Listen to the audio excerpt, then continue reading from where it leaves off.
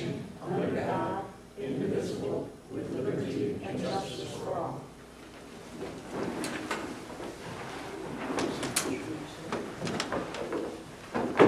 Secretary Berg, if you could call the roll. Mr. Albers, Here. myself here, Dr. Kellemash, absent, Mr. Goldstein, Here. Mr. Hoffman, Here. Mrs. Peters, Here. Mrs. Quinn. Mrs. Quinn is also absent. Thank you. If we could move to approval of minutes, July 7th, 2011, special meeting, can I have a motion to approve? I move that we approve the minutes of the July 7th meeting, special meeting. Is there a second? I'll second. Is there any discussion?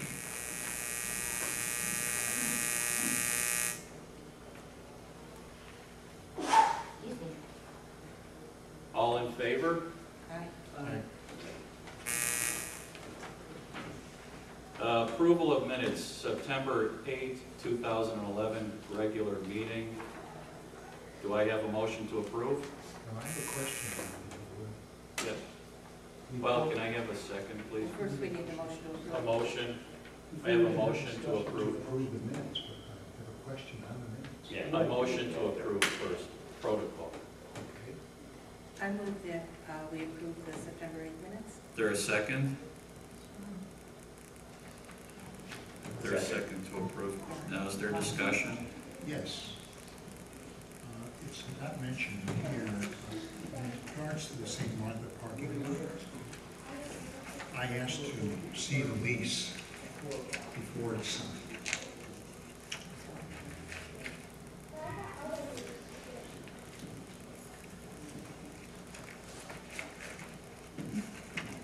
And your contention is what, trustee?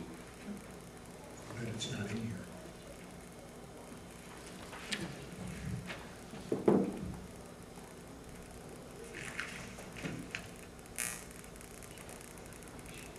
So it says is upon approval of the board attorney. It does not say that we have to look at it. Correct. We're supposed to look at it, and I'd like to look at it, as I mentioned at the time.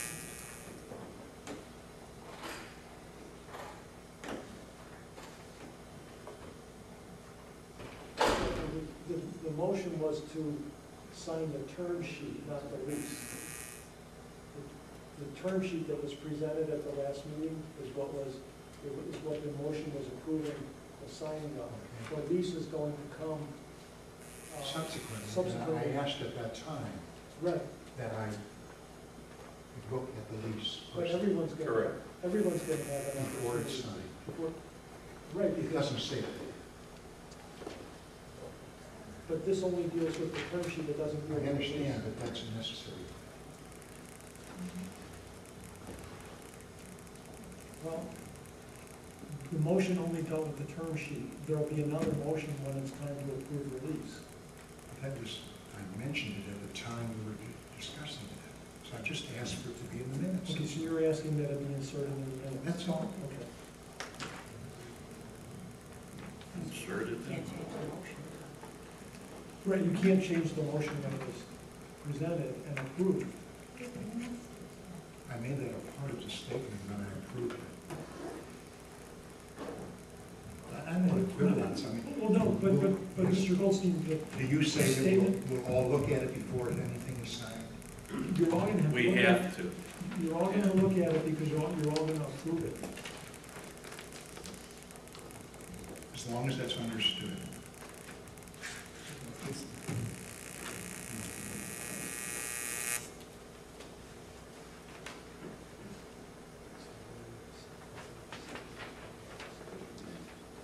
So is there any further discussion?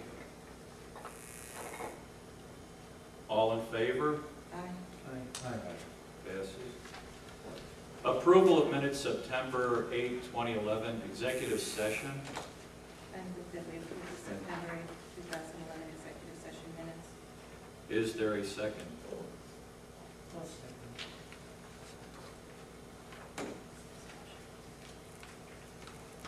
Any discussion?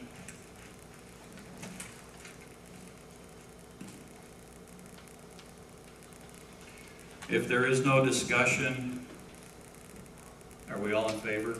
Aye. Passes. We need to get those executive session minutes back. That, that's when we get shredded. That's what we've done in the past.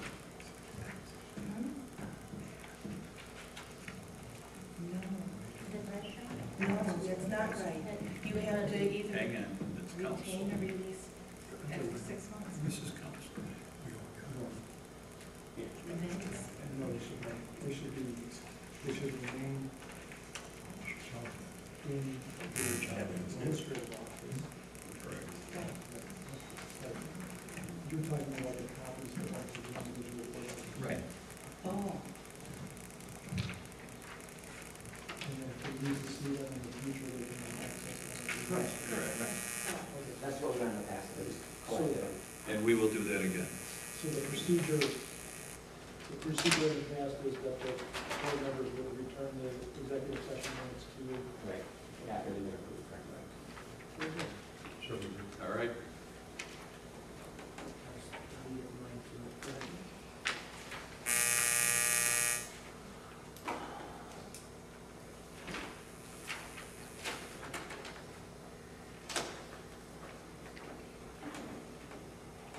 Special reports tonight, I have none. Are there any public comments for agenda items only?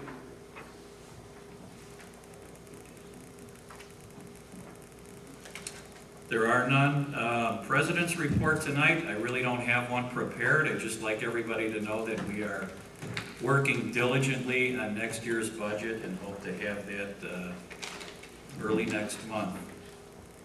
I'd now like to move to the treasurer's report. treasurer's report, in your board packets, you all received the statements of accounts for this month. The cash statement, you received a revised one as of today, along with the September 2011 report, and the check register for the month. Does anybody have any questions? Hearing none, I would like to ask that the chair receive my report. We never reviewed, excuse me, we never reviewed the checks. I asked, are there any questions? Do you have any questions? I just did our, Okay, are there any questions? Because we normally review that in the finance meeting, and we don't do this. So I wanted to attention. did you have any questions? I just wanted you to know that, that's all. Thank you. I have a question. Yes. Mark, if you're somewhere, I was just, I imagine we must have a contract with pest control. And I noticed in August, there was one $61-some bill for Anderson Pest Control. In September, there were two, plus there was another pest control, some type of safety thing. We spent $273 on pest control in September. I just thought, does anyone know anything about that? I know they come, I assume monthly at least. Beyond that, We have a We have to monthly check the quorum. contract Yeah. that I know My of. understanding And is Claude, that it came several Claude times. would call if there was Okay. any outside of the usual. I went on a tour, and the comment, the tour was very good, and the building, the cleanliness, was tremendous. Wow, that's a great job. Leads me to believe why we have a pest problem. I guess we don't because it's so clean. Well, yeah, but, I guess we don't, but we're still spending a lot of money to do that. Just a question.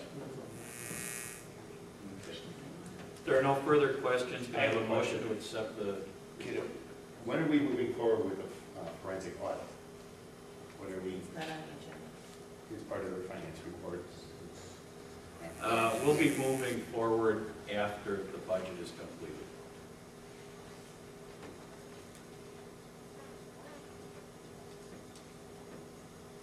I have a motion to accept the treasurer's report?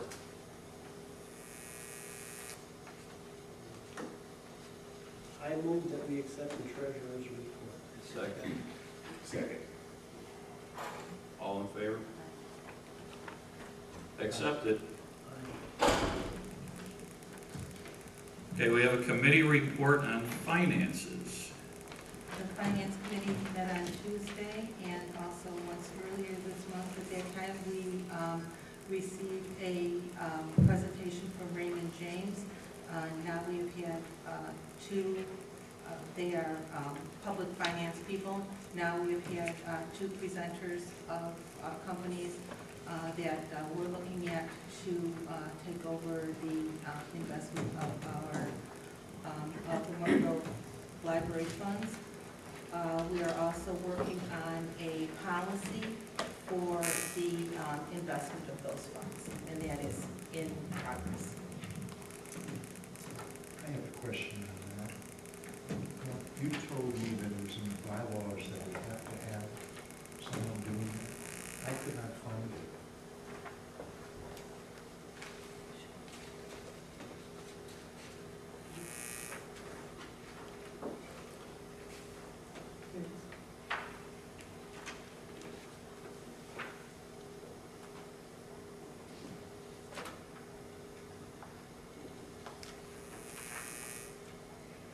Under Section 3, page 1, Article 2, under trustees. Wait, let me get there.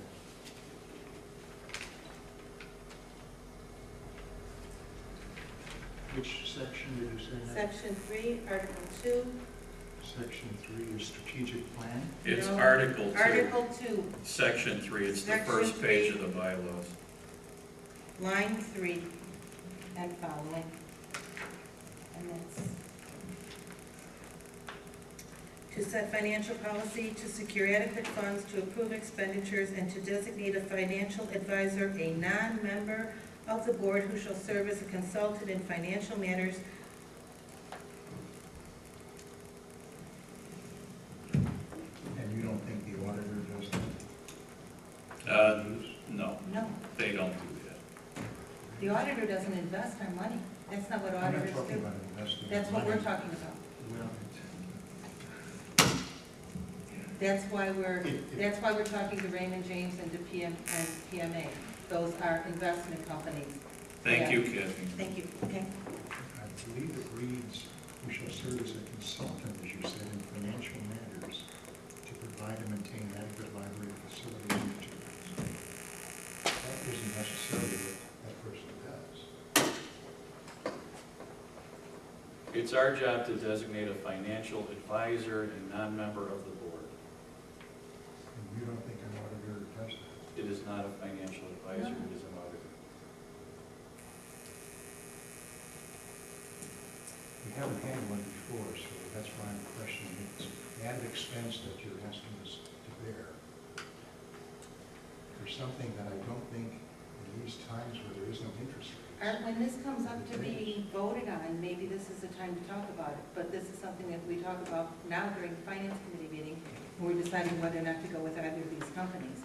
But Okay, right we're now, done. it's not We're on the done agenda. with the discussion. It's not on You're the talking agenda. about committee reports, finance. You're talking bylaw, Yeah, well, that's. and it's very clearly stated in bylaw, there should be an outsider appointed to watch over our funds.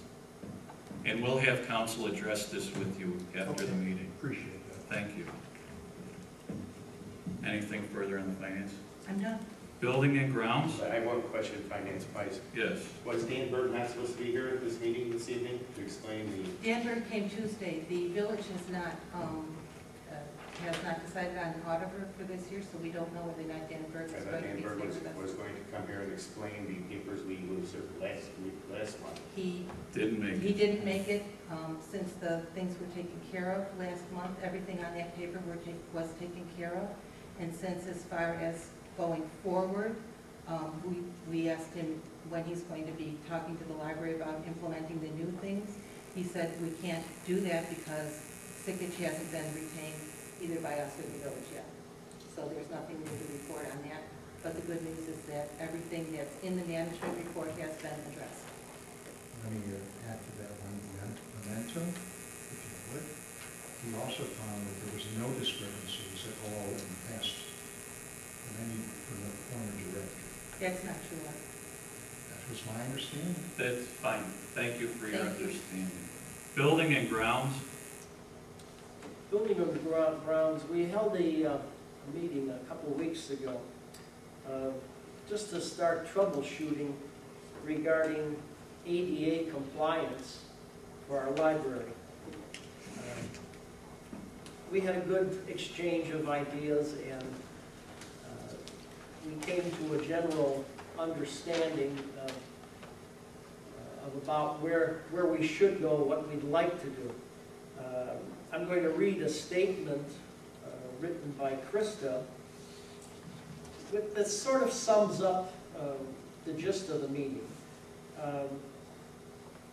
We should probably hire Engberg Anderson to define the scope of the work to bring the library up to the Illinois Accessibility Code. Included in that would be a priority of steps, in other words, where to start, the duration of the project, and a range of estimates on each segment of the work. The intent of this was to have a scope of the work, a timeline, and an estimated dollar figure.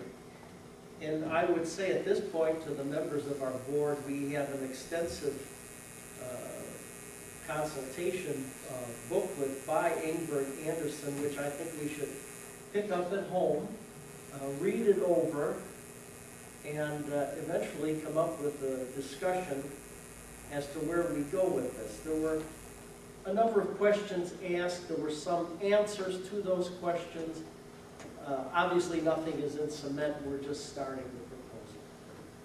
Thank you. May I add something to that? Engberg, when we were deciding to try to do a new building, which we're not doing, they did a survey of the building in depth, and it came up to about a little over $2 million, as I recall, in the things, $4 million. 3.8. Sorry. 4.1 is the figure I saw. $4.1 million to get the building up to standard. And I referred to our attorney as to what's, at present, what happens if we start to do that and don't finish it. I haven't been asked to address that question. The question, you're asking the Okay. attorney. The only thing that was brought up at the meeting was that we could do pretty much what we could afford to do. I look at that myself a little skeptically. I'd like it written from an authority before we embark on anything. However, the general trend seems to be that whatever we do is positive. That's what we got out of the meeting. I'm telling you my own feeling. At the meeting, everything is positive. My own feeling, I'm a little skeptical about it. I've been under the supposition that we're grandfathered in at the present time That is correct. to allow the library to stay open despite our deficiencies. However, once we start making any changes, we must go ahead with the whole and bring us all up to date. I'm not aware of that, and I haven't been asked to research that issue, so I don't have an opinion. I hope that we asked you that. Well, What is our exposure employee-wise? The fact that we cannot hire any dedicated people who work here. If the world's best director came in here and wanted a job here, we could not hire them because the building is inadequate. Is there a liability exposure somewhere along the way? I don't think that first of all, I think that that's a speculative question, and I'm not sure that. We've and had I'm not sure that multiple we- openings And I'm not, recently. excuse me, I think I was talking. And I'm not sure that a handicapped director would not be able to work here. So I think that that's really speculation, and if you want me to address that, I'd be happy to address I would like to know. I'd be happy to address what the board's liability, if any at all, is, but I need to be directed by the board to do that. I don't just research these things,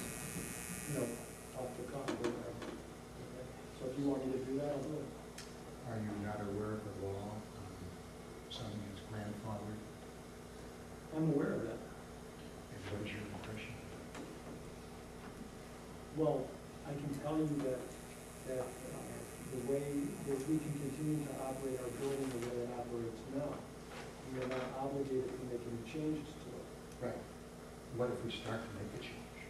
And that's what I told you. I said, Or you're not aware of it it? depends on the nature and extent of the changes that you're making. And this I'm is what we talking about discussed. physical changes. Right, and this is what we discussed at the last meeting, is that it depends on the nature and extent of the changes that you're making. If you're, and as to whether or not that change would trigger an obligation to make a further change. So until I know what the proposal is in terms of the changes, it's going to be awful hard for me to make a decision on it. I'd like to make a call for a vote and look into that. Motion, sorry. Motion's not on the agenda. That's We're gonna go into actually, new business.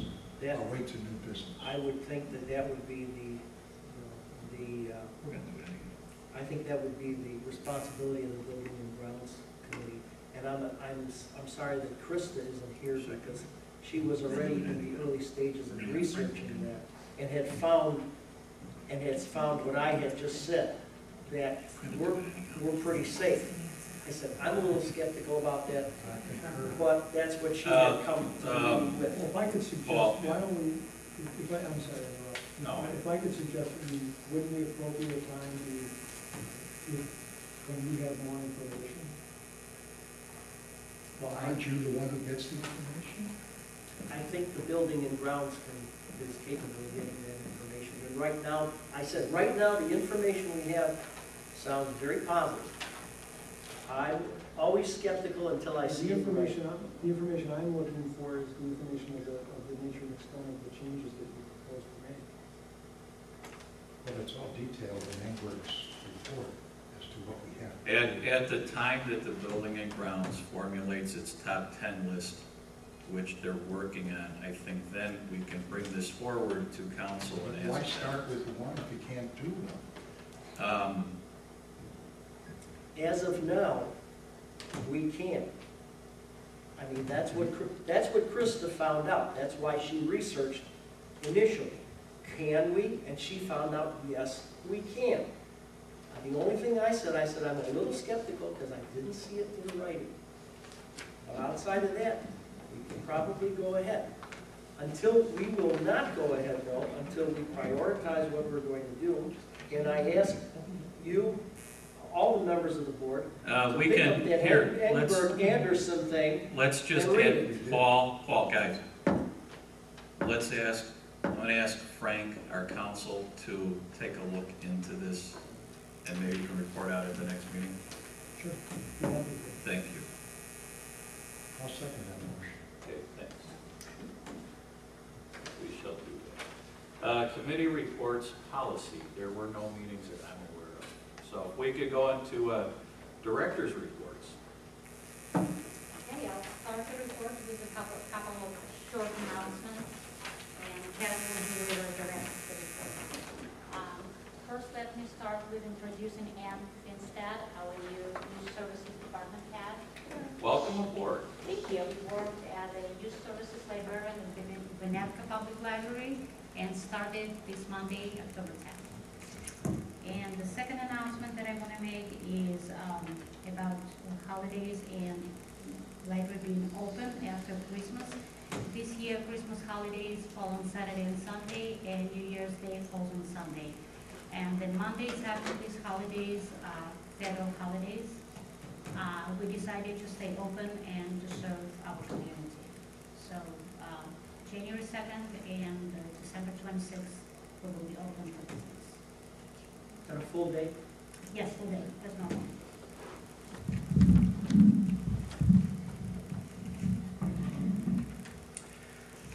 Okay, obviously, we still have the same microphone sound setup we had last time. I asked Nancy Brothers, who handles these things, to get some quotes on a system that would give us more microphones.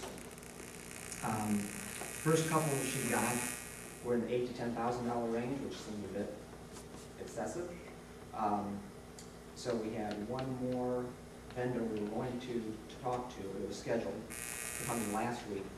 Before that, another idea was suggested that rather than putting a lot of equipment back there, we have his equipment here on the stage that might actually go into. Cost for that would be more in the $1,000 range, which is obviously much more palatable. So when the third vendor came last week, and this is a company that did the ceiling projectors in the activity room and in the boardroom, and who was advising us on other sound-related issues, and who was giving us very good advice. So they came late last week, and so he mentioned this idea of having a device here, and said, yes, that would probably work fine. He also had another idea that he thought would probably be even less expensive. So we're still waiting to get quotes on that in both ways, and see what is the best option, although, as you can hear, it's more than just the microphones. We've got this static that we obviously can't get rid of. So I would expect by the next meeting we'll have something better in place. On St. Martha's parking lot, we're still waiting for that lease. I got an email from the Archdiocese last week asking for our articles of incorporation, which neither Natalia nor I nor Blanche had ever seen or heard of here before, so I referred that to Frank. Anything on that yet? No, and I'm not sure if you're a corporation. Right. I mean, is there something that would serve the same purpose for us that we could give them? I've asked them what they would want if we don't have such a thing. I haven't heard back yet, so. I think, I'm not sure what would satisfy that. I mean, certainly it's the library, is a political subdivision, public body. The government bodies can be incorporated in some sense, can't they? Can be, correct. And I couldn't find a record of this library. Okay. Well, and I'll go back to them and say that I just kind of asked, kind of in passing, if we don't have this, then what? And I haven't heard anything, so I'll go back and say The director has the floor. we don't, and see what they say. When we were talking in the office yesterday, getting that second packet that went out to you, an offhand comment was made about putting packets in mailboxes, which actually is not allowed. Only the Postal Service can put things in mailboxes. So I'm wondering what arrangements we'd like to make when they're delivered if someone is not available to receive them. If everybody has a screen door we can put inside, or what? How do we want to handle that? Yeah, that's fine. Okay. I have one thought. Normally, the package comes when we have our finance meeting. We're given a package at that time. So several of us have it. Several, By the way, right. and the others, Yeah. work out, but we were not given it this last time. Well, actually, they ran into it right after they did. It just came a little late. So we got it. Normally, it's And done, then but that's what I mentioned. Yeah. Yours you can remember easily enough because you're close enough. You're not there. Just throw it out the window. Okay. We mentioned in the librarian's report about changing the payday from Wednesday to Friday. The whole payroll process is something that had not been reviewed in quite a long time. And we found several ways that we thought could improve it. There's a lot of steps that have to be gone through in exactly the right order, in a certain timing, or it doesn't work right. And so among the changes, by making these changes, we will be able to reduce the number of bank transfers that are required to do this from 2 to 1. We will eliminate the writing of a manual check that covers a portion of the payroll, and then moving it from Wednesday to Friday. Obviously, Blanche and Carol do a great job of getting that sequence of steps done between Monday, and they can't do it before Monday because our pay period ends on Sunday. Getting that done starting on Monday and so that we get the checks out on Wednesday, but that series of steps has to work perfectly. There's no margin for anything to go wrong or anything is delayed for any reason, even, something outside, given that we're relying on banks to do transfers, ADP to get us data, things like that. So by moving it to Friday, it gives us a cushion. It enables us to handle Monday holidays, which would really put a time burden on the admin staff. And the department heads too, because they end up having to approve weekend hours the week before, because they can't wait till Tuesday to do it because it's too late. So we think that will really help a lot. We sent out an email about it to staff Monday, and we've heard nothing but positive comments about it. So unless something new comes up, it looks like we'll be going ahead with that. As I said, not till the first of the year, because people may have automatic transactions they need to adjust before that happens. Yes? One question, why wasn't that done before? Don't know. Don't know. Yeah, I have a notation on my sheet here, great move, so Yes, thank you sounds for like a doing good that. idea. Thank you. Then we also mentioned about needing to schedule the next couple special meetings. Special Finance Committee to pretty much solely work on the budget. We'd like to do that next Thursday, the 20th, if that works. Okay, For- fine. Can we do it like at 2 o'clock? So it might be on the longish side?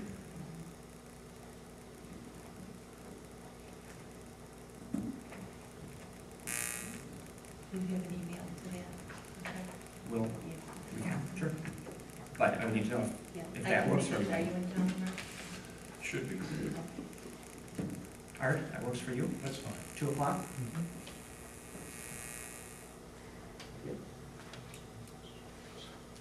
And then next after that, with whatever changes come out of that meeting, we will need a full board special meeting, which we would like to do the following Thursday, and that evening meeting probably, that's the 27th.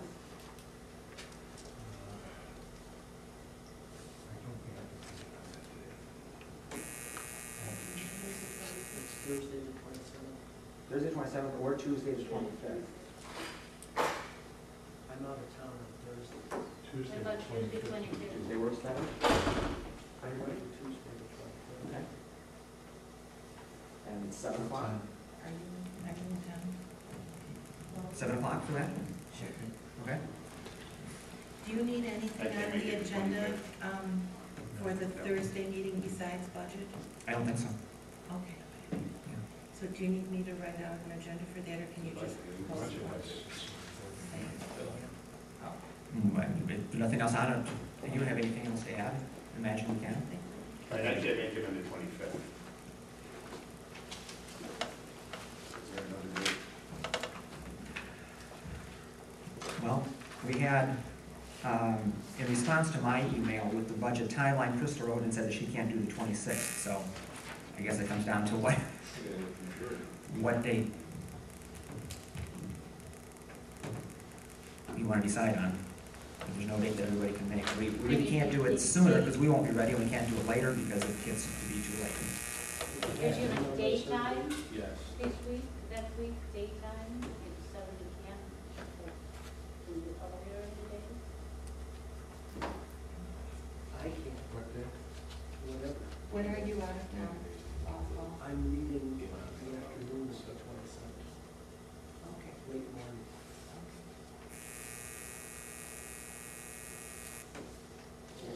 The majority can do it the 25th?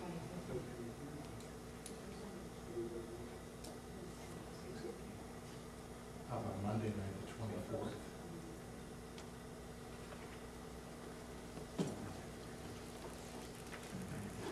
In answer to your question, Frank, the village needs the first draft by November 4. And we can still change it after that, but that's when we need to get the first thing to them, so. And assuming that we may still need time after this meeting to revise. Do you know when Dave is going to be back? No. Monday the 24th. How about Monday, the 24th? I think that might be a problem for us, just having Too soon for you to enough get? time to get Yeah. the changes from the finance committee, yeah.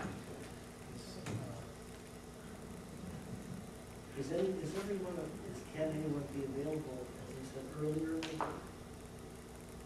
Yeah, right. No, you Yeah, won't. don't you, after 5. Yeah, we always did after 5.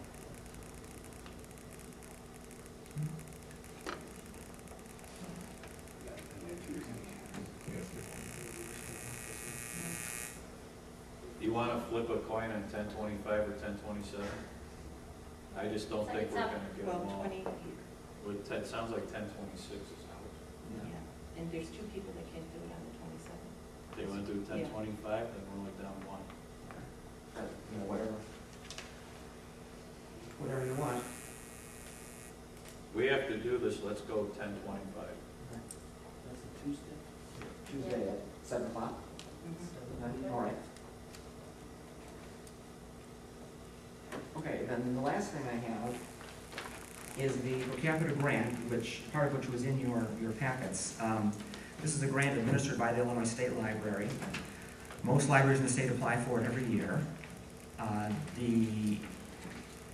The expectation is the grant is for roughly $1 per population served. It varies depending on how many libraries apply, what their population is, and how much money is available.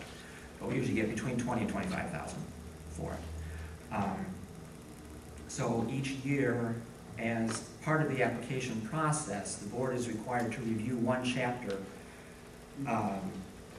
from this book, which is Serving Our Public.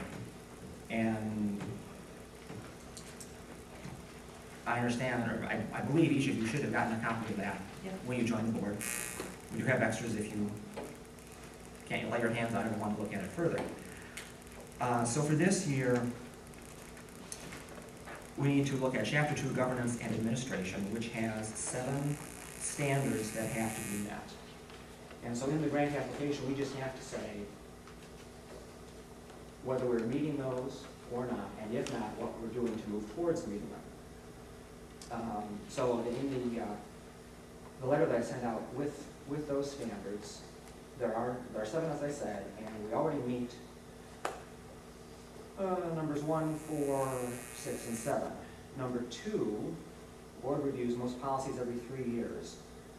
That we typically have not done. They come up as they have needed review, but we can very easily establish a policy for that. That's easily taken care of. Then the other 2 that we don't do is what we need your input on, what kind of response you would like me to put on the grant application. So number 3, board members participate in relevant local, state, regional, and national decision-making to effect change that will benefit libraries.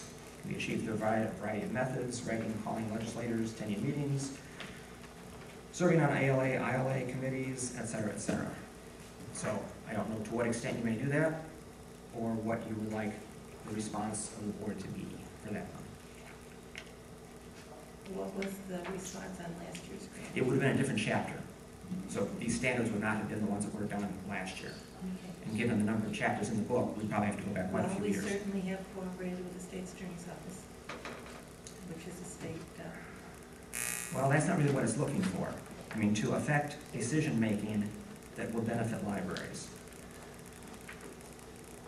We are meeting November 1 over at Parkview with all the other governmental agencies in the area to discuss the village and our impact and how we interact with all those other entities. I think that would give you a proper response there.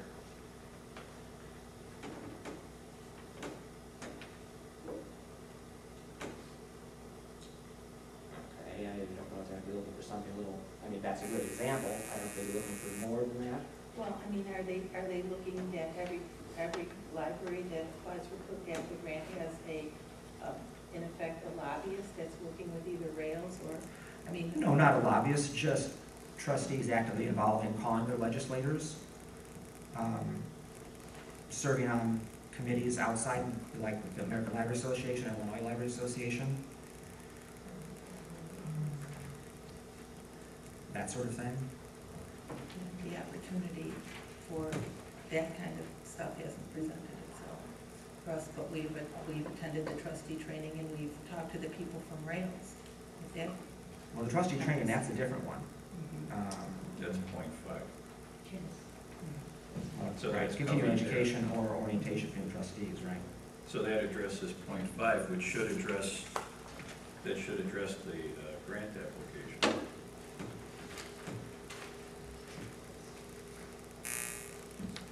I'm sorry, so what was that again for the, that you mentioned for 5? On 5, there was trustee training a couple months ago. Yes, at Dominican University. It should be ongoing. Yes, It's not one. it is offered yearly. Oh, I mean, there's more than one class. Do you know what date or where we can find it? I have an email on it, I can send it to you.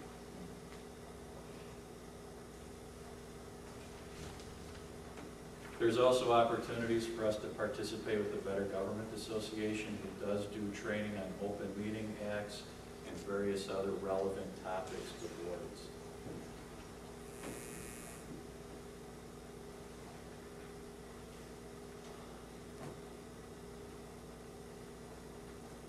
Okay.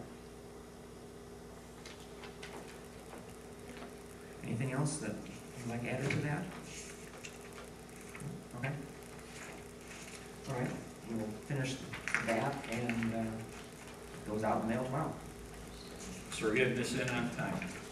Just barely. And I wanted to Good. thank the directors for the scope of what they're putting out for the per capita grant for next year. Thank you for the work that you put in on this. We put on, we found, well, as you saw, we have to say what we did with the previous, actually 2 years back. Right.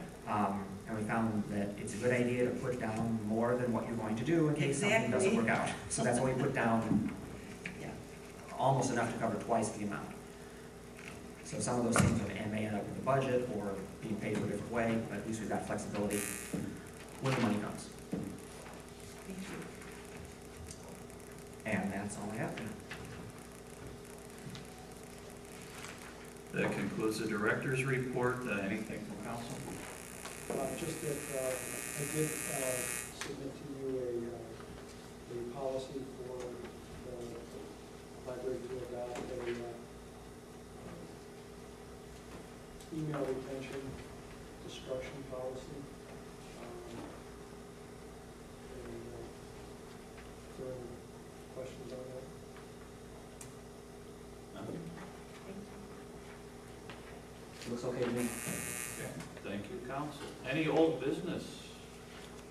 So do we want to approve that policy? We'll vote on Or it. go to New the policy business. committee with it? We're Or getting to that. Regarding old business, can I go back 20 minutes and ask, when we had said they had Mr. Tennant Lucas, the 88 issue, was there Art sort of set a motion on that? Does that need a motion? Or do we have a motion? He just said he was going to do it. Or, We can't- agreed he would do yeah. this. okay, Yeah, but we can't put a motion on this one. okay. New business 11A, the appointment of FOIA officers. Do I have a motion for this? I move that the board appoint Kevin Justy and Natalia Fishman as its FOIA officers and further designate them as officers to receive Open Meetings Act training from the Illinois Attorney General. Do we have a second on that motion? Sorry, would you repeat it, please? I move that the board appoint Kevin Justy and Natalia Fishman as its FOIA officers and further designate them as the officers to receive Open Meetings Act training from the Illinois Attorney General. There was a motion. Is there a second? I'll second that. Thank you. Is there any discussion? Can I have a vote? Is that okay with you, Kevin and Natalia? Okay. I have a vote for. Okay. Myself? Aye, yes. You didn't do a show of hands. You show hands. All in favor? Okay. Passes. We'd also like to adopt an email and record retention policy. Can I have a motion on that? I move that the board adopt the email retention destruction policy as presented this evening by Attorney Tennant. I'll second it. Have a second? Any discussion? Actually, I thought everything was going through the library's webpage, all of our comments between any of us should go on that page. Yes. And I believe the policy formalizes that procedure. The policy provides that all trustees are going to use the library email for their official business. But this policy also sets out a procedure where a determination is made as to what email constitutes a public record. And public record emails that constitute a public record then must be retained. I thought it's all of us. Well, not necessarily. If someone asks another member of the library staff or a trustee whether they're available at a particular time for a meeting, that's not necessarily a public record that needs to be retained for the appropriate time period. And we've also determined with investigation at the state that the time period that the emails that constitute a public record must be retained is 1 year. And so that policy, we would be adopting that tonight, and then we would be amending our certificate, our application for destruction of public records. We would be amending that with the state to provide that emails after a year would be destroyed. The other point that I do want to make, though, since we brought this up, is that emails that constitute a public record that are necessary for a specific purpose, such as audit purposes or litigation or something like that, those would be retained for a longer period of time. They wouldn't necessarily be automatically destroyed after a year. So that the library would have There is a keys. category that differentiates, so you know which have to be retained for a longer period. The individual that's overseeing the policy would have that information. And then the individual staff members that are working on a particular project would be able to deem that it's necessary to retain that information for a longer period of time. And that's how it would be, that's how that would be determined. It would be on a case-by-case basis. What you're saying is that every time a message is sent, an email is sent, you should make a copy of it? No. Hard copy? No, that's not what I'm So saying. what happens when you delete it? Who sees it? You can't keep it all without deleting it. Well, yes. Yes, we You can. need to, yes. Really, on all those messages, you're going to keep it on the computer? I mean, that could be hundreds. Millions. That's, Who's eating? I mean, All of we us? have No. thousands and thousands of emails in our email files. The servers. And you never delete any? Oh, no, we do, but those are just the ones that we feel we need to keep, not necessarily for this purpose, but for our own internal purposes. So, that's, It seems like a lot.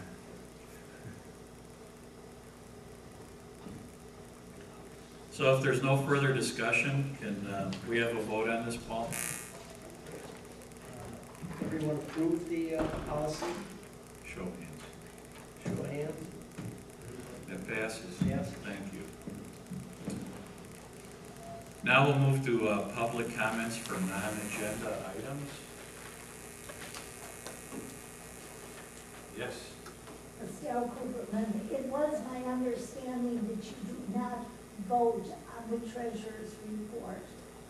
That was brought up to the board several years ago, so I didn't know if it was changed or what happened, but I think you should look into it. You don't approve it, it's what we were told. Thank you.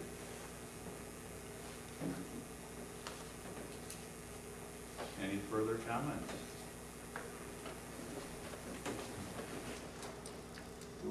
Sure, Bill, if you'd like to go there. Yeah, if you give it to Blanche, that'd be fine. Thank you.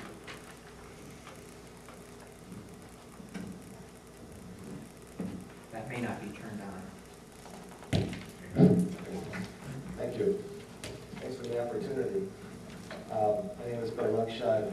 lived in Morton Grove for 10 years, and prior to that was nearby Skokie for 25 years, and used the library quite a bit, both libraries, even Niles, recently the Glenview Library.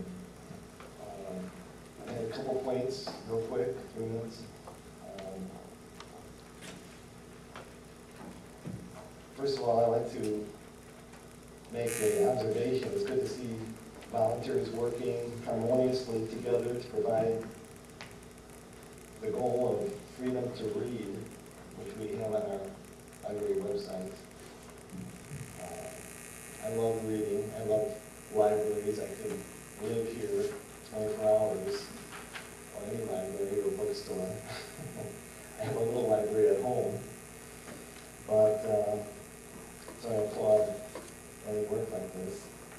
Being almost 60 years old, I read many books, and when I was growing up in our little neighborhood library, there was a little storefront about maybe a third of this room. Okay, so I visit the Skokie Library about every 2 weeks, and this library. And my first comment is regarding noise and rowdiness. On the first floor reading room here, and I was wondering what the policy is.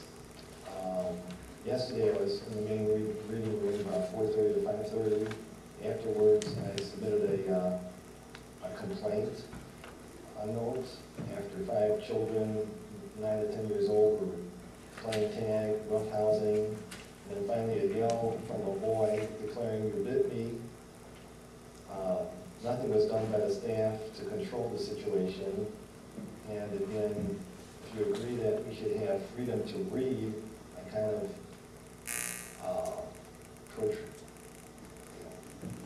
look forward that we have an opportunity to read in a situation where the decibel level is at a certain level, and the roughhousing is at a certain level, and maybe cell phones or just talking out loud.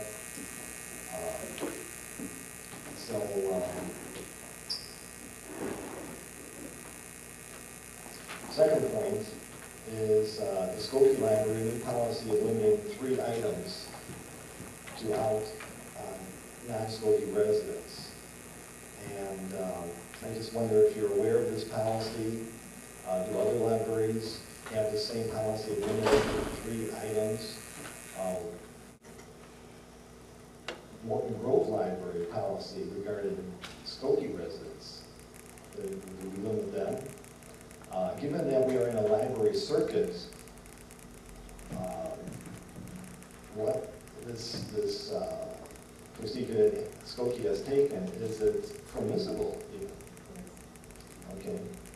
Some people I talked to think that this was due to our Morton Grove Library not building a large library for $20 million and a punishment to our citizens here.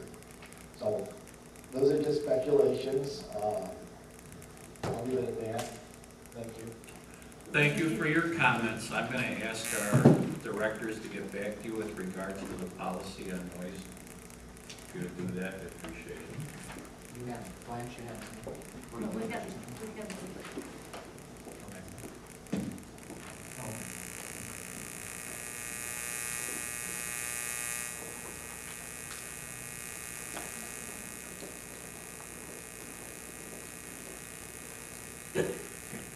Hello, my name is Laura Frisch. I'm a Morton Grove resident and a user of the Morton Grove Library. This is my 3rd time today being at the library, actually. I want to thank the board members for being here this evening. I am actually here to speak about the issue which was brought up by the gentleman that was up here. There was actually a letter written by the Skokie Library Board. It was a letter written that explained why Morton Grove residents can no longer take out more than 3 books. The letter specifically stated that one of the major reasons that Morton Grove can no longer check out more than 3 books is because of the platform that Catherine Peters, Mark Albers, Paul Bird, and Dr. Kalamag, who's not here this evening, ran on, that not for a new library, but for the reason that these people told residents in Morton Grove that if there was not enough services, not enough books, not enough accessibility, that they should go to the Skokie Public Library. That is why the Skokie Public Library has rescinded the ability to take out as many books as you want, or more than 3 books. That was actually written in a letter. And the Morton Grove Board of Directors knows this for the library. They also received that letter. Unfortunately, Skokie, or I guess it's fortunate for them, they do see that their taxpayers should not be flipping a bill for Morton Grove residents who have a library that does not serve them as much as it needs to. It is unfortunate in every aspect, as far as accessibility. When people need accessibility, places like the Malloy School actually cannot come to this library. We have a school within almost walking distance from here, and those students cannot come here. They've tried, and they've come for programs, and their principal basically said that they cannot have a program here because it's too dangerous for the students to get out the youth services because of accessibility, and this room is not accessible, and this is where they would be able to have activities or programs. My mother is wheelchair bound, and she lives in Morton Grove, and she couldn't come to activities in this room. She couldn't access 90% of the nonfiction books that are here at the library. I do appreciate that circulation and I should say reference is wonderful about getting books for people, but it's still a matter of we're living in the 1970s, early 1980s in this library for accessibility. That's another reason that the Skokie Board decided that they were no longer going to foot the bill for Morton Grove residents. And I understand why they did that. I'm concerned myself because I have students, children who are students, who need to do research. And many of the books that they will be told when they go to Niles West High School, I know students at Niles West High School now that are told do not go to the Morton Grove Public Library, the book you want will not be there. You need to go to Skokie or you need to go to Niles. And that's what the literature and that's what the science and the math teachers at Niles West have to tell their students. And if they're limited to 3 books, these students will not be able to get them. Thank you for your comments.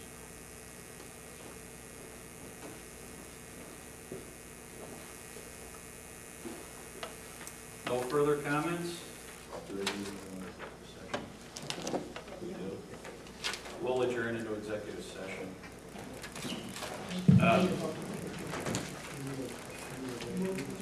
We're gonna I move that we, have a motion to go into executive session to discuss personnel issues. I move that we go into executive session to discuss personnel issues. Get a second? Any discussions? Roll call, please. Paul? Okay, myself, yes. Mr. Goldstein. Mr. Humphrey. Mrs. Peters. Mr. Evans. Yes. Motion carries.